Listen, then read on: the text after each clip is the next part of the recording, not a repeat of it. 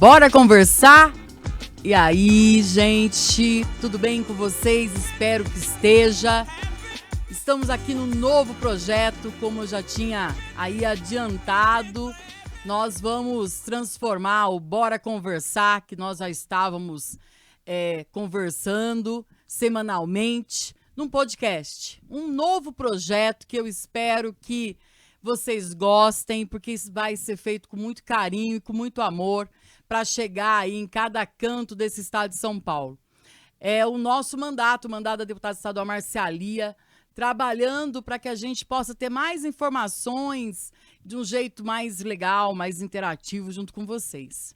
Bom, eu adiantei aí nos meus vídeos que nós faríamos um dia para que eu contasse da minha história, para que vocês pudessem me conhecer melhor e os que já me conhecem pudessem relembrar a minha história. Eu me chamo Rosimeire Aparecida Antunes da Silva. Esse nome que só minha mãe, né, me chama de Rosimeire, e eu sou mais conhecida como Meire Silva. Nasci na cidade de Araraquara no dia 24 de janeiro de 1979. Então, já tenho 47 anos. A minha vida inteira foi construída na cidade de Araraquara, no interior do estado de São Paulo. A cidade que eu amo muito e que eu construí tanto a minha infância, também minha adolescência e toda a minha vida. Mas não cheguei lá em Araraquara. Meus pais não são da cidade de Araraquara. Minha mãe é de São Miguel Arcanjo. O meu pai, que foi adotado, ele nasceu em Presidente Prudente e foi criado lá em Presidente Prudente por um casal de japoneses. A minha mãe nasceu em São Miguel Arcanjo, num sítio, numa roça. Meus avós trabalhavam na colheita de arroz, melancia, muito frango, né? E depois minha mãe se mudou para Capivari e também depois foi para Piracicaba. Eu sou filha única desse casamento. Minha mãe me teve, ela já tinha 39 anos, e o meu pai me teve com 51 anos. Então, seu Onofre Domingos da Silva, meu pai, e minha mãe, Deiva Inês Antunes da Silva. Eu sou filha única desse casamento, mas tenho meus irmãos. Minha mãe já tinha 2 filhas, então eu tenho 2 irmãs por parte de mãe e tenho 4 irmãos por parte de pai. E a minha infância, ela foi muito rica, né? Eu cheguei em Araraquara, o meu pai ele foi construtor de estrada, então meu pai viajava muito o interior do estado de São Paulo. Eles se conheceram em Piracicaba, minha mãe era cobradora de ônibus e meu pai motorista naquela época. Começaram a namorar e meu pai depois voltou à terraplanagem, por isso eles foram viajar. Então, eles me contam que passaram por Santa Isabel, passaram por Duartina, ficaram um tempo também em Piracicaba. A minha mãe me disse que eu fui feita lá em Duartina. Minha mãe saiu de lá, já estava com 8 meses de gestação. Eu cheguei em Araraquara muito próxima de nascer. Nasci na Santa Casa de Araraquara, uma meninona. Minha mãe disse que eu nasci com 5 quilos em 51 centímetros, cabelo bem cacheado e com muito cabelo. Nessa época nós morávamos ali no Jardim América, na Avenida Catanduva. Ali foi quando eu nasci, né? E logo no nascimento, na verdade, um pouquinho antes do meu nascimento, o meu pai, ele teve um acidente de terraplanagem e perdeu uma das pernas. E é importante eu contar isso para vocês, porque isso é muito significativo na minha infância, porque o meu pai, por conta disso, ele se aposentou. Então, eu tive uma convivência com meu pai muito próxima, porque quem ficava em casa comigo era o meu pai, né? A minha mãe ia trabalhar e o meu pai que cuidava de mim no dia a dia. Então, é ele que fazia o meu leite, ele que fazia minha comida. E com ele eu aprendi a gostar muito de plantar, de colher. Nós moramos numa casa no Jardim Biagione. Quem é de Araraquara, quem é do estado de São Paulo, não vai saber esses bairros, né? Mas quem é de Araraquara vai saber muito bem do que eu estou falando. Jardim Biagione, na época de 85, 82, era pura terra, não tinha asfalto, ainda não tinha penitenciária construída. E foi nessa época que eu morei lá, quando criança ainda. E ali meu pai tinha uma casa grande, com um quintal muito grande, aonde a gente tinha tudo. Nós tínhamos pocã, nós tínhamos mexerica, nós tínhamos laranja, tinha laranja vermelha, nós tínhamos horta, a gente tinha milho, mandioca, meu pai tinha feijão, tinha tomate. E ele sempre me ensinou que na vida a gente planta e colhe. E o que a gente planta, a gente colhe. Então, o meu pai foi uma referência na minha vida de construção de personalidade, do que eu sou hoje, dessa paixão que eu tenho pela terra, desse respeito que eu tenho pela produção de alimento, pela família, por esse gesto do cuidado do nosso canto, para que a gente possa de fato levar dignidade, que as pessoas possam ter dignidade, ter a sua casa, ter seu espaço, ter comida, segurança alimentar. O meu pai sempre gostou de muita comida, né? Então tudo era festa para o meu pai. Tanto meu pai quanto a minha mãe, eles não foram alfabetizados na escola, foram alfabetizados pelos próprios pais, por amigos. Mas o meu pai tinha uma sabedoria imensa, maior do que um diploma universitário. Minha mãe também, apesar de não ter sido alfabetizada, minha mãe sempre foi uma ótima matemática, né? Minha mãe que me ensinava matemática. E o meu pai, ele era um violeiro de ouvido. Meu pai tocava viola, violão, sanfona, flauta e amava a música sertaneja raiz. Tudo que eu sei da música sertaneja raiz eu aprendi com meu pai. Não aprendi os instrumentos, não tinha essa sensibilidade do meu pai e não herdei dele. Mas aprendi com ele que quando a gente quer algo, a gente pode conquistar, né? Nada é impossível quando a gente deseja, quando a gente quer alcançar algo. Meu pai, ele cantava muito bem, cantava nas rádios, me levava junto. Então, nós tivemos uma história, eu, meu pai e minha mãe, muito bonita. Eu tive uma infância de brincar muito. Meu pai fazia balanço, fazia carrinho de corrimão, onde eu corria naquele Biagione, escorregava nas enxurradas. Então, eu tive uma infância de subir nas árvores, de pegar manga, de chupar manga no pé, de chupar pocã no pé, de brincar com o cachorro, brincar com os passarinhos no quintal. Então, minha infância foi uma infância que hoje a gente não percebe mais isso, né? As ruas já não têm tanta segurança, os quintais já pouco existem, as casas acabam sendo menores. Mas eu tive o privilégio de ter essa infância rica, de muita brincadeira e de muita união da minha família. Infelizmente, eu perdi meu pai aos 11 anos de idade, né? Meu pai teve meningite e faleceu aos 11 anos. E minha mãe ficou sozinha e a gente precisou tocar a vida, né? Então, nós somos uma família pobre, eu tive que começar a trabalhar muito cedo. Então, aos 11 anos de idade, eu comecei a trabalhar, né? Eu fui para Marília, a minha irmã é de Marília, morei um bom tempo em Marília.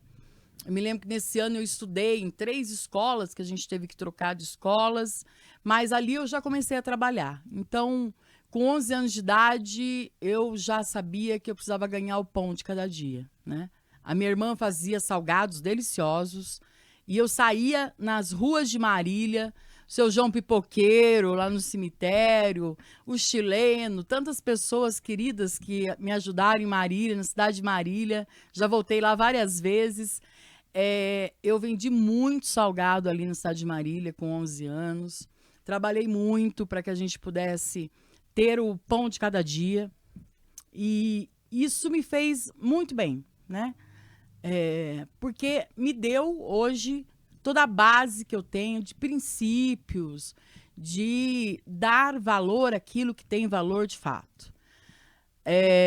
Voltei para Araraquara e na época que eu tinha 12 para 13 anos, existia a Guarda Mirim. E a Guarda Mirim foi também uma porta para mim, porque assim que eu cheguei em Araraquara, eu fui para a Guarda Mirim. E nessa época, eu estudava na escola Antônia Eugênia Martins, no Jardim América.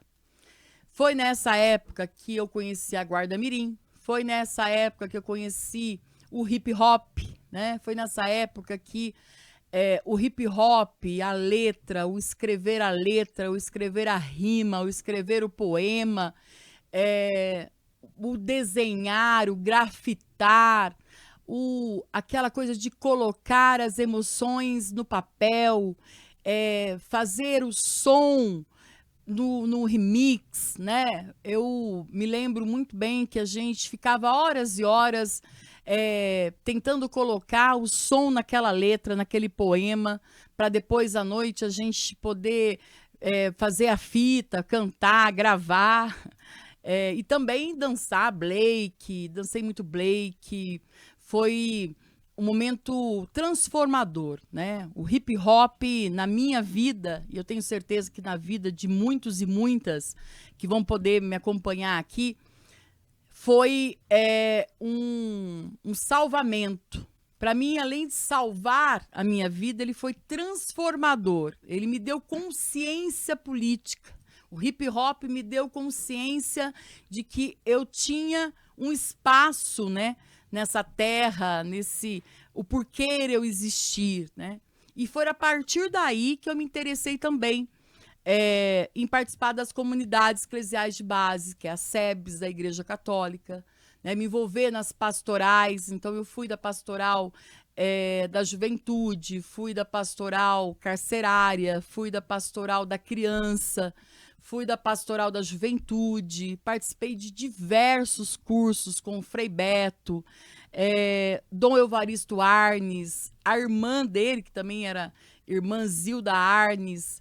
Então, eu tive a oportunidade desses espaços coletivos aprender muito. A minha formação de consciência política, ela vem dos coletivos, da base da igreja, da base do hip hop, da base da minha família, claro, mas também da rua, do gueto da periferia, né, dos amigos, dos colegas, e isso para mim foi transformador. E foi assim, a partir de toda essa consciência que eu fui tomando nesses espaços, tanto da igreja quanto do hip hop, que eu cheguei no PT. Eu era guarda mirim e a gente começou a debater a pastoral fé e política na cidade de Araraquara. A gente se reunia num grupo de jovens na Matriz São Bento para discutir a fé e política, e eu fazia teologia ali no Salão do Carmo, né? E por isso eu conheci alguns amigos que me levaram a conhecer, naquela época, o vereador Edinho Silva. Ele ainda era vereador de primeiro mandato. Nós estávamos passando por algumas dificuldades na Guarda Mirim naquela época, e nós fomos demandá-los, e ali a gente eu conheci o Edinho, conheci a Clélia Amara, a partir dali conheci o Luciano Pisoni, o Elielson, conheci o Nascimento, enfim, comecei a conhecer pessoas que já estavam no PT em 92, 93. Eu era muito jovem ainda, né? Tinha 13, 14 anos, ainda não votava e não podia me filiar, mas já comecei a participar de grupos de formação, de coletivos, que falava também do Partido dos Trabalhadores e das Trabalhadoras. Foram formações maravilhosas que eu pude participar no Cajamar, aqui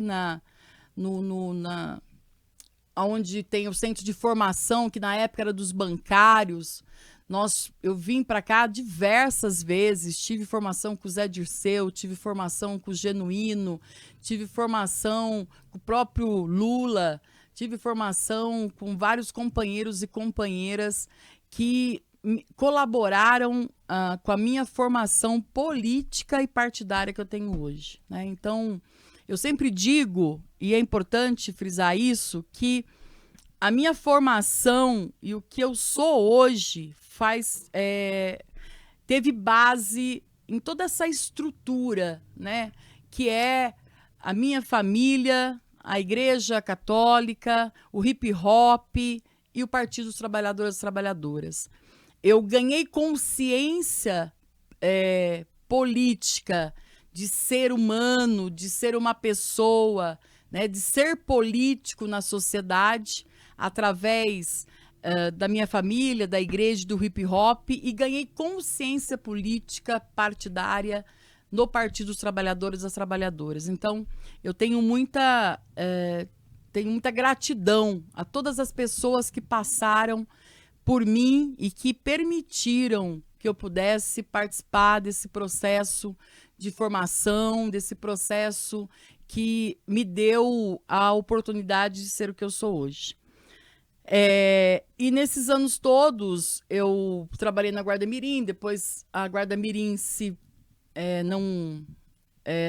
acabou em Araraquara por diversas questões. Também depois veio o ECA, né? A gente teve toda a legislação do trabalho infantil, enfim. E aí a Guarda Mirim se encerrou. E eu fui trabalhar em outro espaço, eu fui trabalhar numa loja. Trabalhei, acho que 2 anos, numa loja de calçados e eu engravidei, né? Então, aqui mais um recorte, né, da minha trajetória e da minha vida. Eu engravidei aos 16 anos. Então, gente, sou mãe, engravidei aos 16 anos. O meu filho vai completar 29 anos esse ano, né? Ele é de 96. E era o momento onde eu estava estudando, né, projetando aí fazer faculdade, tudo mais. E eu decidi dar aquele momento para a gestação e para o meu filho. Então, eu fiquei aí de 96 até 2000, né, cuidando do meu filho. E militando. A gente tinha aí uma participação, continuei na igreja, fui ministra de Eucaristia, né, fui da comunidade São Dimas e São Brás, lá do bairro Del Rey, fui também da comunidade Santo Expedito, do Vitório de Sante, onde participei do PLC, participei do Maranata Casal, e tudo isso já formando aí, eu enquanto já mãe, né, companheira, porque eu construí a minha vida com o meu companheiro, o pai do meu filho. E em 99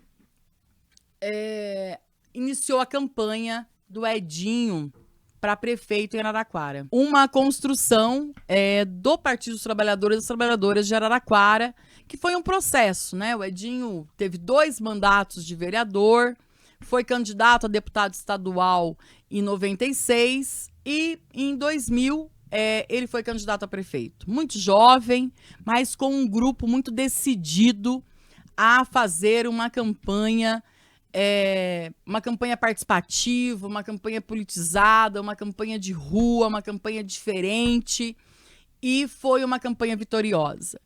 E foi aí, companheiras e companheiros, amigas e amigos, que eu conheci a Márcia Lia, a nossa deputada Márcia Lia. A Márcia chegou na campanha para advogar na campanha do Edinho, né? Uma advogada, o nosso vice era o Sérgio Médici, e a Márcia, que era amiga do Sérgio Médici, veio para colaborar e advogar na nossa campanha. E ela se destacava pela vontade, né? Ela sempre ia para a rua com a gente, apesar de ser advogada da campanha, ela ia para a rua, ela ia para os bairros, ela ia para as plenárias, participava de tudo. E nós ganhamos essa eleição. Foi uma eleição difícil, mas gostosa de fazer. Uma eleição com gosto de vitória, uma eleição com gosto de participação popular, uma eleição de rua, de militância, de todo mundo ter vontade de ir para as ruas no domingo, no sábado, à noite, porque todo mundo trabalhava, todo mundo tinha suas coisas, mas todo mundo com muita participação. Um programa de governo construído por várias mãos, né?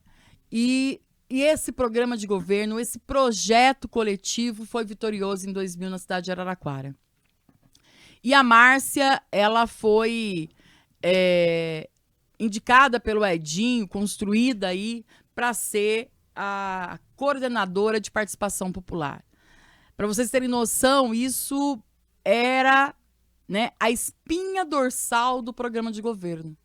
A participação popular do nosso programa de governo de 2000 era a espinha dorsal de todo o governo, porque era aquilo que ia dirigir, que ia ser o condutor de todas as políticas públicas.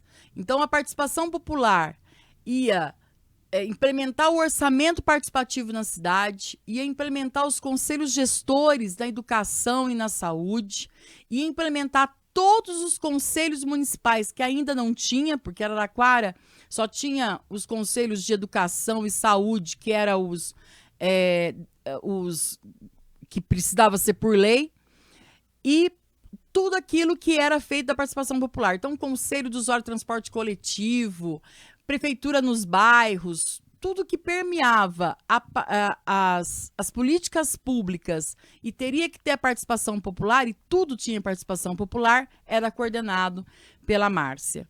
E eu tive o privilégio de fazer parte dessa equipe, né? Eu e tantas companheiras, Juliana Gatti, Ricardinho, Robson, Rosângela Lonizete, Irani, o Elton, a Tati, o Renato, enfim, tantos companheiros e companheiras que compusemos essa equipe de participação popular. E foi lindo, foi muito lindo, né?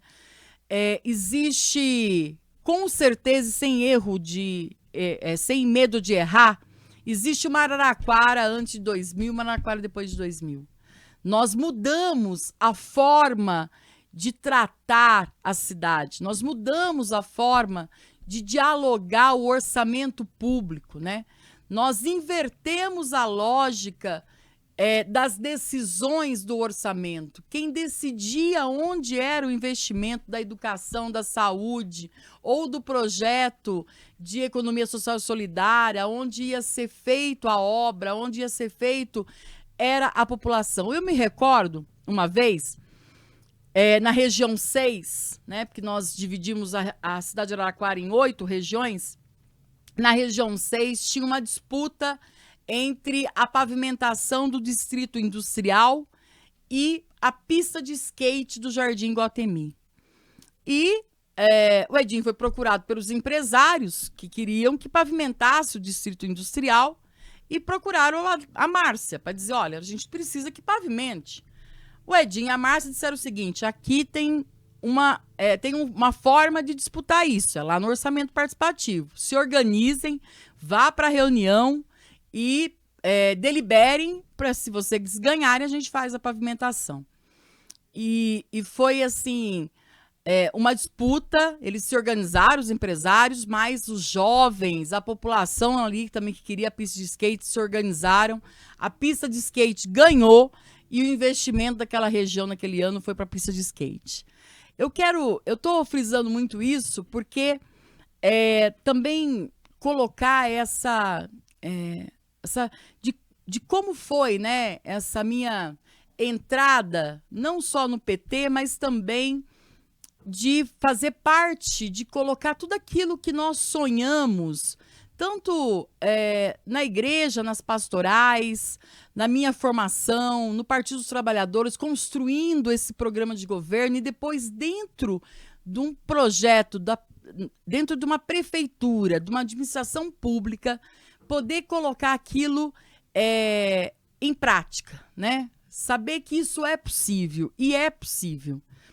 E tudo isso a gente fez ao lado da Márcia. Foi um processo, nós ficamos de 2001 a 2008 na prefeitura. Foi um processo onde me ensinou muito, mas muito. Eu aprendi demais. Tudo que eu sei de administração pública, tudo que eu sei foi ali, né? Depois a Márcia, em 2004, virou secretária de governo. A principal secretaria, né, que coordenava todas as secretarias. Eu fui para a coordenadoria de habitação, pude trabalhar com os mutirões, aprendi a viver com aquelas pessoas que buscavam na luta, no dia a dia, a sua dignidade, o seu canto, a sua casa. E compreendi ainda mais qual era o meu papel nessa sociedade, sabe? Eu compreendia cada sábado, cada domingo que eu via aquela mulher, aquele homem com o seu filho, com um jovem que ia até o mutirão para poder construir a sua casa, porque nós não tínhamos ainda o Minha Casa Minha Vida. Então a gente fazia em processo de mutirão para poder a unidade habitacional ficar mais acessível à família. Nós fazíamos em processo de mutirão. E o quanto aquilo foi valoroso, porque não era só a construção da casa, mas era a construção de um sonho, era a construção de realização de um sonho. E naquilo vinha tudo mais, né? Porque quando você constrói a dignidade de uma pessoa, de uma família, você também constrói ali tudo o resto, né? Você percebe que a partir da moradia você consegue construir a vontade dela fazer uma universidade, de deixar de beber e querer se tratar, de o filho que às vezes pode estar em processo de drogadição também querer se tratar, o filho que está afastado se une, enfim, eu pude viver histórias que eu nunca vou esquecer. E isso também me formou. E me formou de uma forma que eu acho que os anos que eu fiquei na faculdade não me deu essa formação. E foi me dando cada vez mais certeza de qual é o papel que a Meire Silva tem nessa sociedade, tem em cada espaço que ela ocupar. Nós terminamos o governo, né? E, como eu disse para vocês, eu parei de estudar também na época que eu tive meu filho, e depois que ele fez 4 anos eu voltei a estudar. E eu escolhi fazer psicologia, fiz 3 anos de psicologia, mas não me achei na psicologia, apesar que eu acho que, assim, gente, a psicologia é maravilhosa, eu amo estudar psicologia, mas para eu ser uma profissional da psicologia, eu não me encontrei. E aí eu deixei a psicologia no 3º ano e fui para o direito, e fiz 5 anos de direito, e aí eu me encontrei.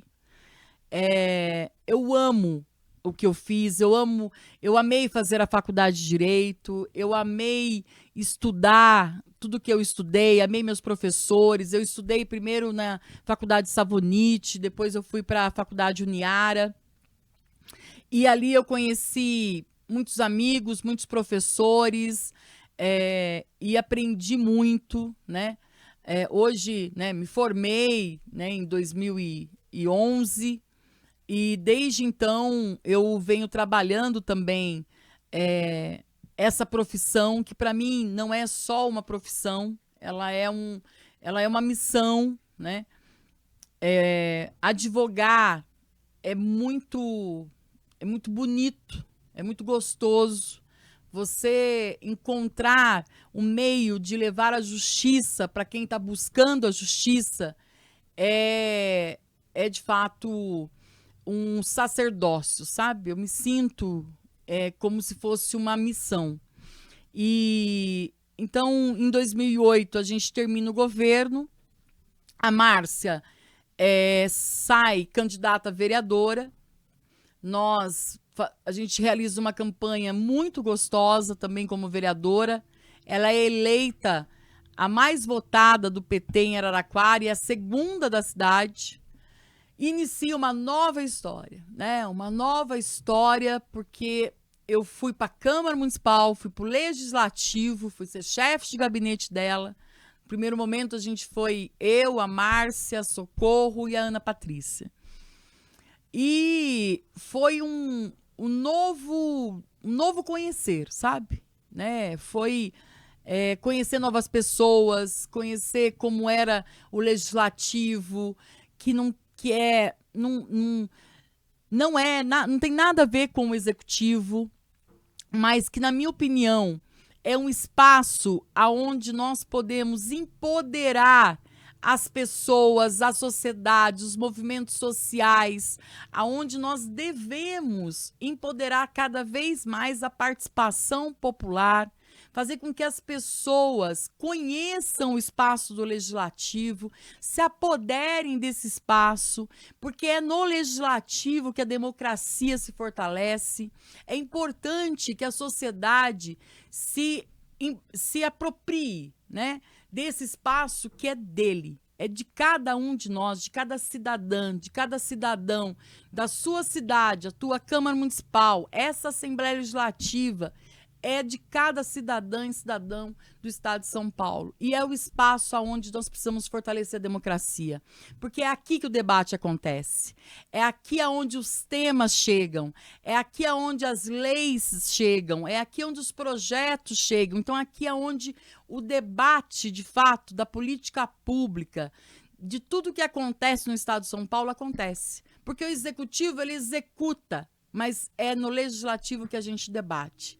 E aí, eu aprendi muito, mas muito, e me apaixonei, sabe? Foi 4 anos que a gente pôde viver muito essa participação popular, né? A Márcia, que veio da participação popular e que fez da participação popular a vida dela na prefeitura, nós levamos isso para a Câmara Municipal.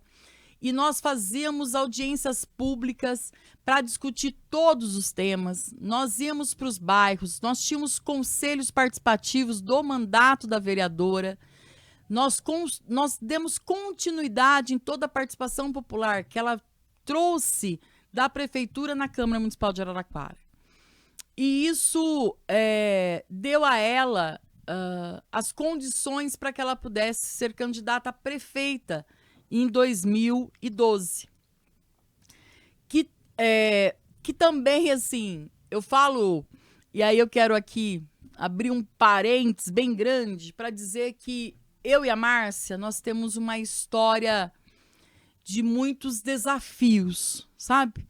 Foi nos colocado na vida, para mim, para ela, muitas vezes, desafios grandes, mas que tanto eu quanto ela não tivemos dúvida. Nós enfrentamos e quando nós percebemos, nós tínhamos vencido cada um deles, porque nós tivemos muito apoio de muitos amigos, amigas, companheiras e companheiros que acreditaram nesse projeto, que é esse projeto coletivo, porque nós não conseguimos nada sozinhos, mas a gente cria espaços de debate, cria espaço onde as pessoas podem vir e colaborar com esse projeto. Então, eu e a Márcia sempre acreditamos muito em projetos e tudo que a gente fez na vida foi dado como um projeto coletivo. A candidatura dela para prefeita em 2012 também, né? Apesar de todos os senões, né, que tinha no momento, nós construímos um projeto onde muitas pessoas participaram e quiseram fazer parte desse projeto. Então, foi uma campanha, apesar de não vitoriosa nas urnas, foi uma vitória política, porque nós estávamos de adversário do atual prefeito, que ia para a reeleição com todas as condições de reeleição. Nós tínhamos uma estrutura muito menor do que ele, e a Márcia teve 42 mil votos e ele 59 mil votos. Então, uma vitória política, ela ficou em segundo lugar, E nós mostramos que, de fato, foi um projeto onde as pessoas da cidade, onde vários grupos, entidades, mulheres e homens, jovens, assumiram esse projeto com a gente. A Márcia também assumiu a presidência do PT em Araraquara. Eu me lembro que nessa época, depois das eleições, nós assumimos vários núcleos de base. A gente iniciou um processo de nucleação que o PT sempre teve na sua história como prioridade, ter núcleos na escola, no chão de fábrica, na universidade, lá na unidade de saúde, né, na escola de samba. A gente sempre formou núcleos de base para a gente debater, discutir os problemas daquela comunidade, daquele movimento. E a gente teve um processo muito interessante dentro do PT de Araraquara.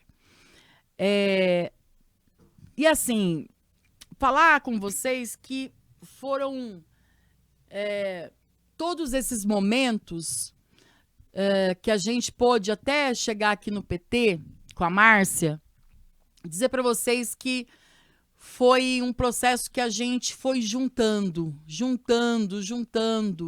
né? Eu e a Márcia, eu digo que a gente se reencontrou, né? Se reencontramos porque nós somos, apesar de diferentes, muito parecidas. E nós somos... eu conheço muito ela, ela me conhece, eu confio muito nela e ela confia muito em mim. E nós somos irmãs, nós somos parceiras, nós somos amigas. E isso fez com que a gente tivesse essa construção há 25 anos. Então, eu quis realmente mostrar esse processo que foi a nossa construção, eu e a Márcia, e como foi, né, estar junto com ela nesses momentos até aí a presença do PT. Mas eu queria também voltar aqui na minha trajetória, porque eu queria destacar uma questão que é muito pessoal minha e que foi muito importante para a minha vida. Primeiro, voltar na minha formação acadêmica.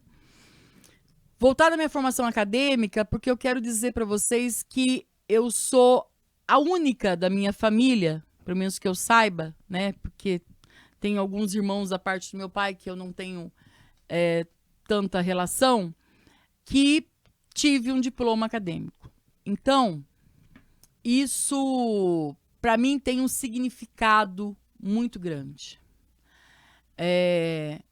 Eu ter conquistado um diploma acadêmico foi, de fato, uma superação, uma vitória, porque eu venho, da onde eu venho, né? Nós estávamos nessa época ainda meio de que condenados a não chegar, né?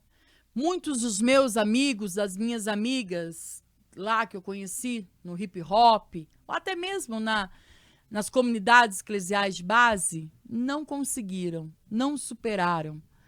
E muitos não chegaram e nem chegarão, né? Porque, infelizmente, acabaram indo para o crime, acabaram morrendo muito cedo pelas drogas ou pelo HIV. E são essas as coisas que eu pude conviver na minha adolescência, na minha juventude, aonde eu vivi. E por conta disso é que a minha formação acadêmica, ela não é só um diploma, ela é uma vitória, né? E por isso que eu valorizo tanto a projetos como o ProUni, como o FIES, que dá as condições que o jovem hoje tem a oportunidade de estar na faculdade. E seja aquele jovem que nasceu como eu, de uma família pobre, trabalhadora, mas que consiga, que possa sonhar com a universidade. Porque, infelizmente, a gente sabe que quem entra na universidade pública não é o menino e a menina da periferia. É o menino e a menina que estudou, né? E que tem as condições de passar na prova. Hoje, nós temos as cotas que colabora para que muitos também entrem na universidade pública, mas nós temos também o ProUni FIES, que dá oportunidade para que pessoas como eu, na minha juventude, na minha adolescência, possa fazer a faculdade, possa fazer medicina, possa fazer direito, possa fazer pedagogia, possa fazer psicologia, possa fazer neurociência, possa fazer robótica, possa fazer aquilo que quiser. Então eu tenho muito orgulho de ter chego hoje com os meus 47 anos e poder viver numa sociedade onde o filho do pedreiro, onde a filha da faxineira, onde a filha do trabalhador rural possa sonhar com um diploma e com uma formação acadêmica. Então, isso para mim é muito importante, é fundamental. E por isso, ser advogada, para mim, é como se fosse um legado, né? Eu quero deixar esse legado. Então, eu tenho meu escritório, eu advogo e tenho um orgulho danado de advogar, sabe? Ter o meu escritório hoje significa olhar para ele e dizer assim, olha, está concretizado aquilo que você sonhou, né? Tem pessoas que falam assim, mas como que você consegue advogar, né? Você trabalha como chefe de gabinete, viaja esse estado todo e ainda consegue advogar. É que eu faço com muito amor, com muito carinho, mas também eu tenho, né, a doutora Aline que me ajuda lá, e isso me ajuda a conseguir fazer todas essas coisas, né? Mas o meu escritório, ele de fato é o meu canto onde eu tenho para voltar, né? É a minha profissão, é o que eu sou. E então isso eu tenho um valor enorme por isso. Então eu quis frisar isso porque eu gosto demais de ser advogada, adoro advogar. E gosto de ser advogada criminal. Amo ser advogada criminal, né?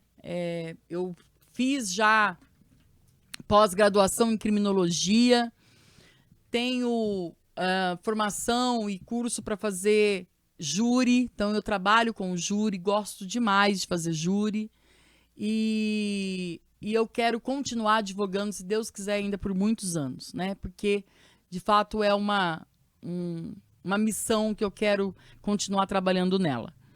E outra questão, eu também gosto de militar na advocacia. Então, sou presidente da Comissão das Mulheres Advogadas da minha subseção da cidade de Araraquara, que, com muito orgulho, é presidida pela doutora Clara, uma mulher, e por também outras mulheres na diretoria, e que tem feito a diferença na nossa cidade.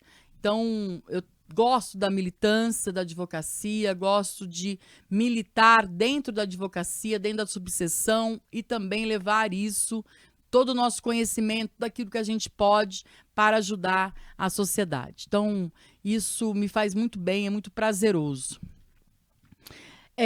E falando aqui também, né, terminando minha questão da minha formação, isso traz para o meu trabalho toda essa facilidade que eu tenho com esses processos todos, né? Então, ser advogada e não ser uma advogada legalista, né? Com todo respeito aos advogados legalistas, mas eu não sou. Eu sou uma advogada muito aberta aos argumentos, à jurisprudência, tudo aquilo que nós podemos construir através das leis. Eu acredito muito que a luta faz a lei. Eu trago tudo isso, né? Trago do meu trabalho do Poder Legislativo para a advocacia e da advocacia para o Poder Legislativo. Então, é uma troca saborosa, onde gera muito conhecimento, onde gera muita coisa boa. Então, isso só traz cada vez mais conhecimento. E o que eu mais gosto nessa vida é conhecer, aprender. Amo aprender e quero aprender cada vez mais. Em 2016, eu tinha 38 anos, né? E eu quis fazer uma mamografia. E eu digo que nada é por acaso na minha vida, e isso não foi por acaso. eu cismei, né? Todo mundo sabe que é aos 40 anos que se inicia aí a obrigatoriedade para você fazer a mamografia para prevenção de câncer de mama, mas eu quis e enfrentei, enfim, descobri um nódulo na minha mama esquerda, um nódulo muito pequenininho, mas agressivo. Então, eu estava iniciando, era para também iniciar a minha pós-graduação em criminologia. E em 2017, no dia que eu descobri, era o dia que eu precisava ir para Ribeirão Preto iniciar a minha pós. E eu me lembro, e eu acho que as pessoas, as mulheres que passaram por isso ou estão passando, sabem o que é receber o diagnóstico de um câncer de mama, ou qualquer outro tipo de câncer. Porque, infelizmente, nós temos a cultura que câncer versus morte, né? E para mim também foi muito doloroso e desafiador, sabe? Porque foi assustador receber aquele diagnóstico, olhar no espelho e falar, e agora? Né? O que eu faço com isso? E naquele momento, e eu agradeço muito a Deus por isso, me veio uma paz e uma luz muito grande e me deu, assim, eu decidi a usar aquele momento como uma escada na minha vida e decidir ir para aquele, não parar e ir naquele dia para minha pós-graduação. Eu vou dizer para vocês que foi a melhor escolha. Eu decidi viver. Eu decidi viver apesar do diagnóstico. E foi uma batalha. Eu fiz minha cirurgia em abril de 2017. Em 31 de abril de 2017, eu tirei um quadrante da minha mama. No dia 1º eu tive alta. No dia 12 de junho, dia dos namorados de 2017, eu comecei a minha primeira quimioterapia. E vocês vão lembrar que o dia que eu cortei o meu cabelo, nesse novo corte, eu falei para vocês que eu ia dizer algo sobre o meu cabelo. Que por que eu tenho tanto amor aos meus cachos. Quando eu comecei a quimioterapia, o meu cabelo estava liso, porque eu fazia esses alisamentos, né? E quando eu fiz a quimioterapia, logo em seguida, logo na primeira quimio, eu pedi para o meu companheiro raspar a minha cabeça, porque eu não queria ver meu cabelo ficar caindo, né? Então, eu raspei a minha cabeça e quando eu terminei a minha quimio, meu cabelo veio assim, né? Voltou a ser todo cacheado, como eu disse para vocês, quando eu nasci, minha mãe falou que eu parecia São João, de tão enroladinho que o meu cabelo era. E hoje eu tenho paixão de ter novamente o meu cabelo todo encaracolado, porque ele nasceu todo enroladinho. Eu me recordo que os primeiros, né, quando ele começou a ter um tamanhozinho, ele já enrolava todo, e eu tenho paixão pelo meu cabelo. Então, por isso que eu falei para vocês que eu iria contar. Foram 16 quimioterapias, 4 vermelhas e 12 brancas, 35 radioterapias e depois mais 12 imunoterapias, enfim, ainda tomo remédios, ainda faço todo esse processo, né, porque são agora 10 anos o protocolo. O que eu posso dizer para vocês? Foi um momento, eu digo que é uma nova Meire, né? Eu era uma Meire em 2016 e sou uma Meire hoje, né? Esse processo da minha cura do câncer, do meu tratamento do câncer, me fez não só valorizar tudo aquilo que eu já valorizava por conta da minha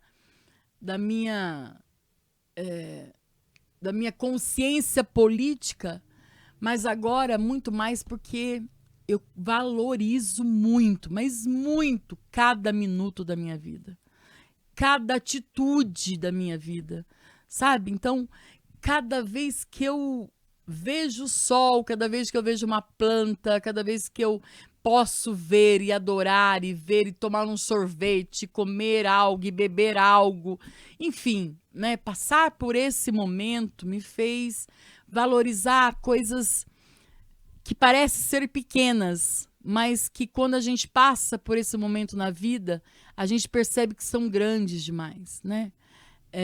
Então, eu hoje valorizo momentos, valorizo o tempo, valorizo a energia, valorizo o meu cabelo, né? Valorizo o meu rosto, o meu jeito de ser. Eu gosto de mim, eu me amo do jeito que eu sou, né? Eu consigo me amar, consigo gostar do meu corpo, consigo respeitar o meu corpo, a minha pele, o meu rosto, né? Eu tô chegando aos meus 50 anos, né? Então,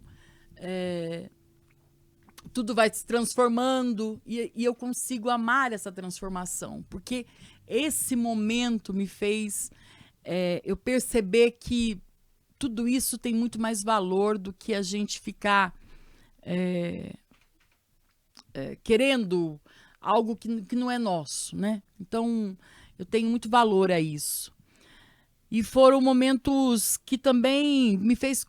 Eu conheci outras pessoas, eu conheci a luta de outras pessoas, e isso hoje também traz para mim a responsabilidade de poder colaborar com espaços, né?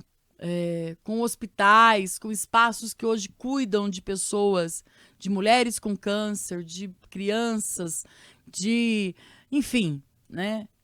Que a gente possa levar para esses espaços, de fato, tecnologia, né? Que eles possam ter recursos, porque a pessoa que está com o câncer, ele não tem como esperar, né? Eu sempre digo isso.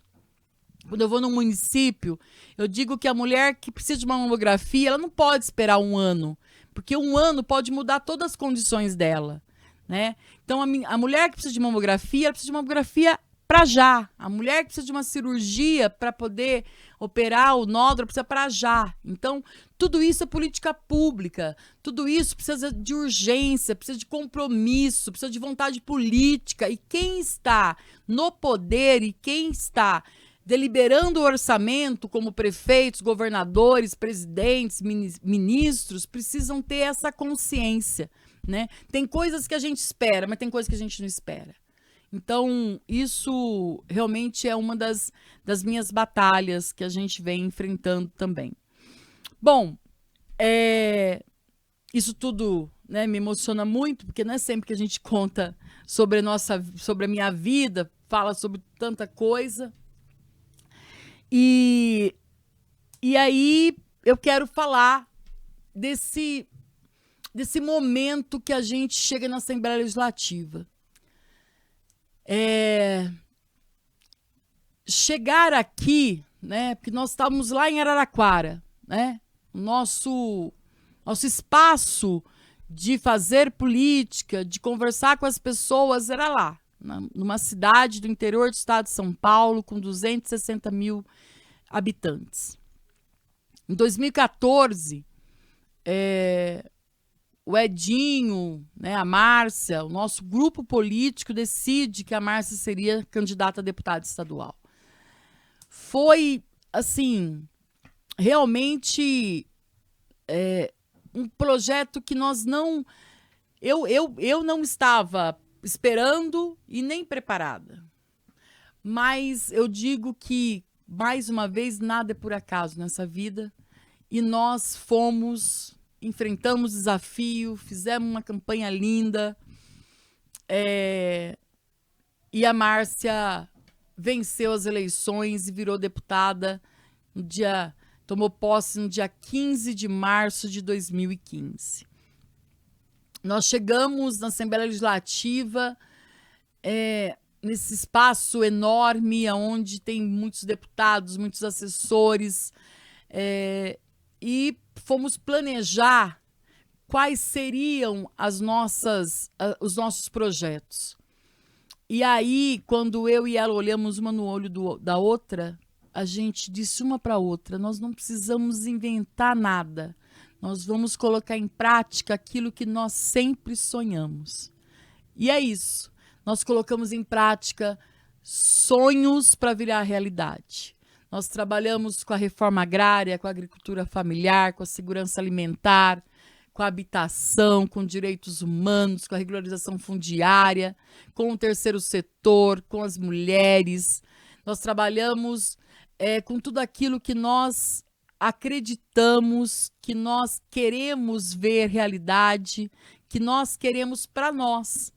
Tudo que nós fazemos nas ruas, no gabinete, é o que nós queremos para nós, para minha vida, para minha família. Então, a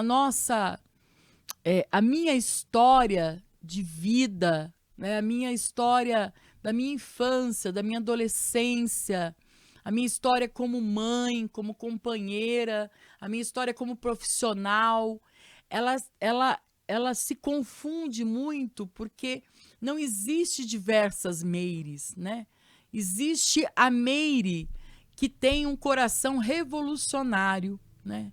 Que tem uma mente extremamente voltada a querer o bem das pessoas e que elas vivam em liberdade, que elas tenham dignidade, que elas tenham oportunidade e que elas, aonde elas estejam, que elas estejam felizes, sabe?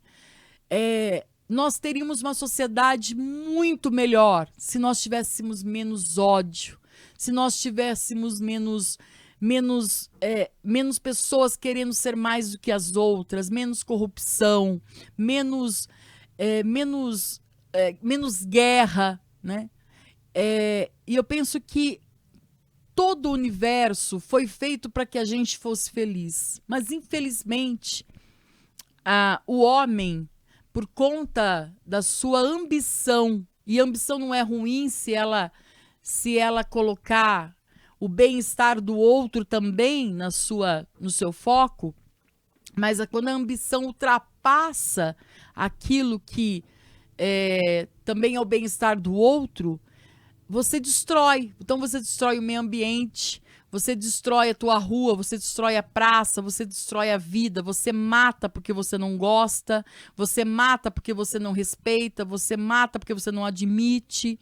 E a gente começou a viver numa sociedade onde o ódio é muitas vezes maior do que o amor e o respeito.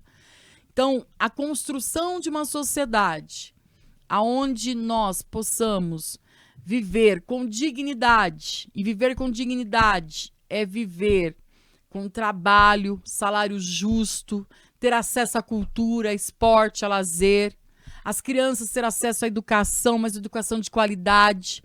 É uma educação que de fato eduque, mas não eduque para saber ler, escrever, saber matemática, filosofia, sociologia, robótica, mas também eduque para a vida, para a sociedade. Para isso, a gente precisa ter um ambiente saudável. O ambiente de educação saudável é um ambiente onde tenha professores ganhando bem, onde tenha uma escola gostosa, onde tenha materiais, estrutura boa, onde tenha a comida boa para esses alunos comerem, né? E a gente tenha tecnologia para que eles possam utilizar daquilo. Mas que a tecnologia não seja uma tecnologia que tome o espaço do diálogo, tome o espaço da escrita, tome o espaço da leitura. É essa educação que a gente precisa fomentar. E nós temos orçamento para isso. Nós vivemos em um estado rico. O estado de São Paulo é o estado federativo mais rico do Brasil. E eu penso que só não temos essa educação de qualidade que eu estou dizendo, só não temos essa saúde de qualidade que eu estou dizendo, só não temos esse meio ambiente de qualidade que nós estamos dizendo. Muitas vezes também por culpa da sociedade que não cuida como deveria cuidar, mas também por conta do orçamento que não é aplicado da forma que deveria aplicar. E por isso que eu decidi, enquanto chefe de gabinete da Márcia, já no seu terceiro mandato, a Márcia ganha em 2015, é reeleita em 2018 e reeleita em 2022, numa crescente, né? Apesar de 2015 para 2018, ela ter uma queda, mas em 2022 sobe a votação dela e sobe também o tamanho do nosso mandato, né? O tamanho da diversidade e do tamanho, o alcance do mandato, né? Então, isso mostra que a gente está no caminho certo, né? Porque o nosso mandato, ele é um mandato de todas as cidades. Ele é um mandato de todas as cidades, mas não é um mandato só daquela região ou um mandato só daquela cidade, mas ele é de todas as cidades. Porque é um mandato presente, é um mandato que se sente parte da cidade de Araraquara, da cidade de Dobrada, de Américo Brasilense, de Itapeva, de Ribeirão Branco, de Guapiara, de Limeira, de Rosana, né? Então, nós sentimos parte de cada cidade dessa, porque a nossa construção é do dia a dia, é com as necessidades e também com as vitórias de cada município, de cada comunidade, de cada entidade, de cada terceiro setor. Então, toda a minha vida pessoal, ela se confunde com essa realização profissional, seja ela como advogada no meu escritório, na minha subseção, seja ela também como chefe de gabinete desse mandato da deputada estadual Marcia, que tanto me honra e que é aonde que eu posso colocar o meu trabalho à disposição das pessoas e da forma consciente que eu pude ter através da minha família, da igreja, do meu partido, do hip hop, de toda essa formação que eu fui adquirindo desses espaços coletivos que eu pude participar. Então, a minha vida, ela é essa construção e ainda está em construção, porque a gente nunca para de aprender. Eu quero aprender cada vez mais e quero viver muito, né? Eu gosto muito de viver, então espero que Deus me dê muitos anos de vida ainda pela frente e quero fazer da minha vida partilhada com toda essa missão, essa tarefa que eu me coloquei, que é estar junto da luta para que a gente possa construir essa sociedade, que é a sociedade que eu quero para mim.